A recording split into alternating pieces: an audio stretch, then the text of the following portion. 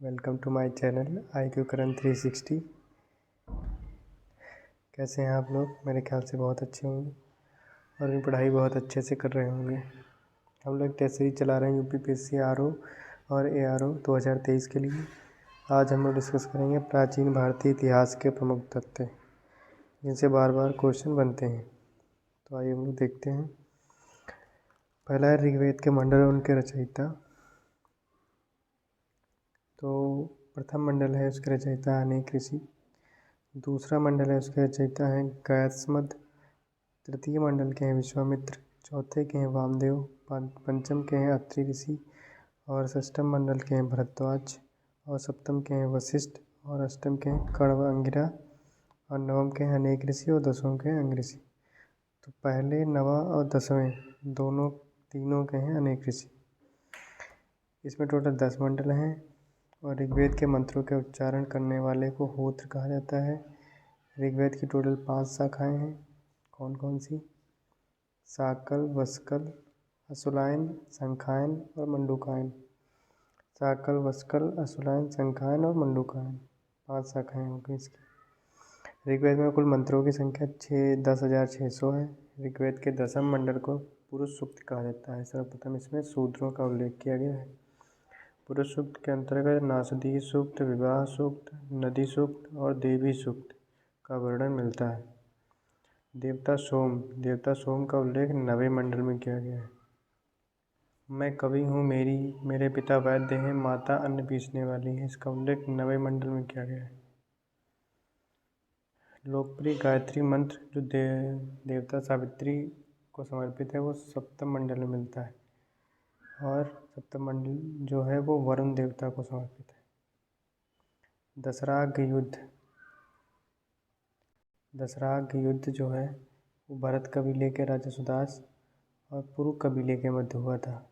भरत कबीले के मुख्य पुरोहित थे वशिष्ठ और पुरु कबीले के मुख्य पुरोहित थे विश्वामित्र। ऋग्वेद के कुल सूक्तियों की संख्या 1017। ऋग्वेद के सबसे प्राचीन मंडल हैं, दूसरे से लेकर 7वां मंडल सबसे प्राचीन है। ऋग्वेद का पहला और 10वां मंडल सबसे बाद में जोड़ा गया है। ऋग्वेद और किस ईरानी ग्रंथ में समानता पाई जाती है? तो ईरान के जेदा अवस्था और ऋग्वेद में समानता पाई जाती है। पंचजनों का उल्लेख ऋग्वेद में हुआ है। ऋग्वेद ऋचाओं का संग्रह है और सामवेद गीत रूपी मंत्रों का संग्रह। यजुर्वेद यज्ञ संबंधी नियम और मंत्र। अथर्ववेद में जादू मंत्र, जादू टोना, तंत्र मंत्र आदि का उल्लेख मिलता है। सामवेद में कुल 1875 ऋज्ञाएँ हैं, जिसमें से 75 के अतिरिक्त शेष सभी ऋग्वेद से ली गई हैं। ऋज्ञाओं का गायनकर्ता उद्गाता कहलाता है। इसकी 3 शाखाएं हैं, कौमुदी, जैमिनी और रणयनीय। सामवेद का प्रमुख देवता सविता या सूर्य है। भारतीय संगीत का जनक कहा जाता है इसको। सामवेद के प्रथम दृष्टा जैमिनी ऋषि को कहा जाता है। यजुर्वेद कर्मकांड ग्रंथ है जिसकी रचना कुरुक्षेत्र में की गई है। आर्यों की सामाजिक और धार्मिक जीवन की झांकी इसमें देखने को मिलती है, तो यजुर्वेद में मिलती है। यजुर्वेद का गायन अधुर्य द्वारा किया जाता है। यज्ञों को संपन्न कराने की विधियों का उल्लेख किया गया है और यह गद्य व पद्य दोनों में लिखित है। यजुर्वेद का अंतिम अध्याय ईशावास्य उपनिषद कहलाता है। ईशावास्य उपनिषद। अथर्ववेद, इसकी रचना अथर्वा एवं अंगिरास ऋषि के द्वारा की गई है। ब्रह्म विषयक होने के कारण इसको ब्रह्मवेद भी कहते हैं। आयुर्वेद, चिकित्सा, औषधियों आदि का वर्णन होने के कारण इसे भैषज वेद भी कहते हैं। महत्वपूर्ण पृथ्वी सूक्त का वर्णन हमें अथर्ववेद में मिलता है। ब्रह्म ज्ञान, औषधि प्रयोग, रोग निवारण, तंत्र मंत्र, जादू टोना आदि का वर्णन हमें अथर्ववेद में मिलता है। इसकी 2 शाखाएं हैं, पिप्लाद और सौनिक। याद रखेंगे, पिप्लाद और सौनिक अथर्ववेद की 2 शाखाएं। वेद त्रयी के अंतर्गत ऋग्वेद, सामवेद और अथर्ववेद आते हैं। इसके अंतर्गत अथर्ववेद को नहीं सम्मिलित किया जाता। ऋग्वेद, सामवेद और यजुर्वेद 3 वेद त्रयी के अंतर्गत आते हैं। चारों वेदों के एक एक उपवेद भी हैं। ऋग्वेद का उपवेद है आयुर्वेद, जो चिकित्सा से संबंधित है। सामवेद का उपवेद है गंधर्व वेद, जो संगीत से संबंधित है। यजुर्वेद का उपवेद है धनुर्वेद और यह युद्ध कलाओं से संबंधित है। अथर्ववेद का उपवेद है शिल्पवेद, जो निर्माण कला से संबंधित है। ऋग्वेद के ब्राह्मण हैं ऐतरेय और कौसतकी, याद रखेंगे। ऋग्वेद के ब्राह्मण हैं ऐतरेय और कौसतकी, और यजुर्वेद के ब्राह्मण हैं शतपथ और तैत्तिरीय, और सामवेद के ब्राह्मण हैं पंचविश, षड्विश और जैमिनीय। अथर्ववेद का एक है गोपद ब्राह्मण, जो कई बार एग्जाम में पूछा गया। गोपद ब्राह्मण किस वेद का ब्राह्मण है? अथर्ववेद। ऐतरेय ब्राह्मण में राज्याभिषेक के नियमों का उल्लेख किया गया है। शतपथ ब्राह्मण में गंधार, शैल्य, कैकेय, कुरु, पंचाल, कौशल, विदेह राजाओं का उल्लेख किया गया। शतपथ ब्राह्मण। ऐतरेय ब्राह्मण पर सायणाचार्य ने भाष्य लिखा है। सरस्वती नदी के पुनः विलुप्त होने और प्रकट होने का उल्लेख तांड्य ब्राह्मण में मिलता है। भूकंप, अकाल आदि का वर्णन षड्विश ब्राह्मण में मिलता है। ऊंचा मत बोलो दीवार के भी कान होते हैं, जैमिनीय ब्राह्मण में मिलता है। कैवल्य की अवधारणा का उल्लेख गोपद ब्राह्मण में मिलता है। कुरु, पंचाल, काशी, विदेह, महाजनपदों का उल्लेख तैत्तिरीय आरण्यक में मिलता है। उपनिषदों को वेदांत भी कहा जाता है, इनकी संख्या 108 है। सत्यमेव जयते का आदर्श वाक्य मुंडकोपनिषद से लिया गया है। वेदांग की कुल संख्या 6 है। शिक्षा, कल्प, व्याकरण, निरुक्त, छंद और ज्योतिषी। निरुक्त की रचना यास के द्वारा करी गई है। अब देखेंगे मुख्य निबंधकार और उनकी रचनाएं। स्मृति चंद्रा के रचनाकार हैं देवड़ भट्ट। आचारादर्श के रचना है श्रीदत्त उपाध्याय। पराशर माधवी के हैं माधवाचार्य। दाय भाग के रचनाकार हैं जीमूत वाहन, और स्मृति तत्व के रचनाकार हैं रघुनंदन। चतुर्विंशत सहस्री संहिता कहा जाता है रामायण को। वाल्मीकि कृत रामायण में कांडों की संख्या है 7। सबसे बड़ा कांड है बालकांड, सबसे छोटा कांड है किष्किंधा कांड। किसे जय संहिता या सतसहस्त्री संहिता कहा जाता है? तो महाभारत को कहा जाता है। महाभारत का प्रारंभिक उल्लेख अश्वलायन गृहसूत्र में मिलता है। याद रखेंगे, महाभारत का प्रारंभिक उल्लेख अश्वलायन गृहसूत्र में मिलता है। महाभारत महाकाव्य 18 पर्वों में विभाजित है। पुराणों की संख्या 18 है। पुराणों में राजाओं की वंशावलियों का उल्लेख मिलता है। सभी पुराणों में सर्वाधिक प्राचीन है मत्स्य पुराण।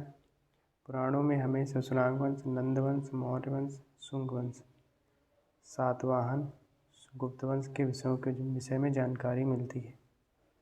मत्स्य पुराण से हमें सातवाहन वंश की जानकारी, विष्णु पुराण से हमें मौर्य वंश की, वायु पुराण से हमें शुंग और गुप्त वंश की जानकारी मिलती है। अग्नि पुराण में सर्वप्रथम हमें गणेश पूजा का उल्लेख मिलता है और तांत्रिक पद्धति का उल्लेख है इसमें। अशोक के अधिकांश अभिलेख ब्राह्मी लिपि में लिखे गए हैं, जो बाएं से दाएं लिखी जाती है। खरोष्ठी लिपि हमारी दाएं से बाएं लिखी जाती है और ब्राह्मी लिपि बाएं से दाएं लिखी जाती है। हड़प्पाकालीन मोहरों पर भाव चित्रात्मक लिपि मिलती है। अशोक के अभिलेखों को सर्वप्रथम जेम्स प्रिंसेप के द्वारा 1837 में पढ़ा गया था। भारत में भगवत धर्म विकसित होने का प्रमाण मिलता है हेलियोडोरस के बेस नगर के स्तंभ लेख से। भारतवर्ष शब्द का सर्वप्रथम उल्लेख जो है वो हाथी गुहा अभिलेख में मिलता है। दुर्भिक्ष शब्द का सर्वप्रथम उल्लेख सागौरा अभिलेख से में मिलता है। वरुण, मित्र, इंद्र और नासत्य नामक वैदिक देवताओं का उल्लेख हमें बोगास गोई अभिलेख या एशिया माइनर के अभिलेख से मिलता है। ईरानी सम्राट दारा प्रथम द्वारा सिंधु नदी घाटी पर अधिकार का वर्णन पारसिपोलिन और बेहस्तून अभिलेख से मिलता है। सर्वप्रथम शुद्ध सोने के सिक्के कुषाण शासकों के द्वारा चलाए गए थे। सबसे अधिक सोने के सिक्के जारी किए गए थे गुप्त शासकों के द्वारा। किसके सिक्कों पर अश्वमेघ पराक्रमा शब्द व वीणा बजाते हुए दर्शाया गया? वो है समुद्रगुप्त। किस शासक के सिक्कों पर जलपोत का उत्कीर्ण है? तो वो है सतकर्णी। सातवाहन राजा सतकर्णी के सिक्कों पर जलपोत का उत्कीर्ण किया गया है। किस गुफा में माता और शिशु और मरणासन राजकुमारी का चित्र मिलता है, तो वह अजंता की गुफाएं। सुत्त पिटक को बौद्ध धर्म का इंसाइक्लोपीडिया कहा जाता है। याद रखेंगे, सुत्त पिटक को बौद्ध धर्म का इंसाइक्लोपीडिया कहा जाता है। अगुंतर निकाय में 16 महाजनपदों का उल्लेख मिलता है। शूद्रों का उल्लेख ऋग्वेद के 10वें मंडल में मिलता है। सामवेद के प्रथम दृष्टा हैं जैमिनी ऋषि। यजुर्वेद के प्रथम दृष्टा हैं याज्ञवल्क्य। अथर्ववेद के प्रथम दृष्टा हैं अथर्वा ऋषि। सर्वप्रथम भक्ति का उल्लेख श्वेतासुर उपनिषद में मिलता है। नचिकेता यम संवाद बहुत ज़्यादा इम्पोर्टेंट है। नचिकेता यम संवाद कठोपनिषद में मिलता है। गीता का निष्काम कर्म ईशोपनिषद में मिलता है। अहम ब्रह्मा पुनर्जन्म का सिद्धांत याज्ञवल्क्य गर्गी संवाद आदि का उल्लेख बृहदारण्य उपनिषद में मिलता है। ये सभी पूछे गए हैं कई सारे एग्जाम्स में, याद रखेंगे इनको। वेदांग ज्योतिष ग्रंथ की रचना मगध मुनि के द्वारा की गई। सभी स्मृतियों में सबसे प्राचीन है मनुस्मृति, जो लगभग ईसा पूर्व 2 सदी की है।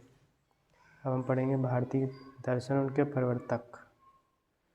सांख्य दर्शन के हैं कपिल मुनि, न्याय के हैं गौतम ऋषि, योग दर्शन के हैं पतंजलि, वैशेषिक दर्शन के हैं कुलुकाणद, पूर्व मीमांसा के हैं जैमिनी और उत्तर मीमांसा के हैं बादरायण।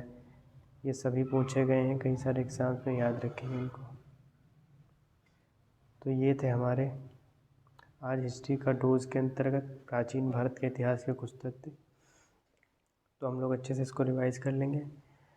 तो आप लोग कमेंट करके बताइएगा ये सीरीज आपको कैसी लग रही है, और ये आज का जो डोज है हिस्ट्री का, ये कैसा लगा आपको। अगर आपको अच्छा लगा हो तो प्लीज़ चैनल को लाइक करिएगा और सब्सक्राइब करिएगा।